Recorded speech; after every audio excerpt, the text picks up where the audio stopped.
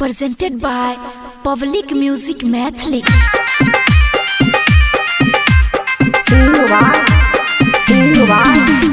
Music by Rammani दीवाना दीक्षित भारती। नया साल के तोहफा दलियो सुने दिला जानिया। नया साल के तोहफा दलियो सुने दिला जानिया। एबकी साल में गे छौरी बनैब अपन कनिया। एबकी साल में गे छौरी बनैब अपन कनिया। नया साल के तोहफा दै छी नहीं लतो दिल जानिया। नया साल के तोहफा दै छी नहीं लतो दिल जानिया। एबकी साल मेरे छौरा नहीं बनबो कनिया।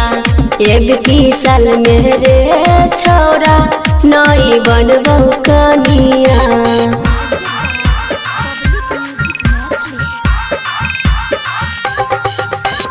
Music by DVS. अपने आप में बनै छा तू बड़का रंगा बाज रे। बोले में को रती लागे नहीं छौ लाज रे। लाज शरम के छौरी छोड़ दही बात गए। एबकी तोरा बाबूजी के बनबो हम दामाद गए। बाबूजी से बोल दही शादी वाला बतिया। बाबूजी से बोल दही शादी वाला बतिया। नया साल में गे छौरी बनैब अपन कनिया। नया साल में गे छौरी बनैब अपन कनिया।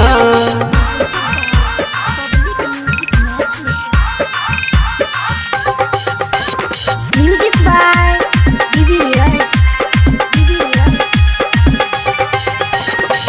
पिकनिक मनबैले तू बोलैले अपना गाँव रे। झूठो मूठो के तोय करे छे बदनाम रे।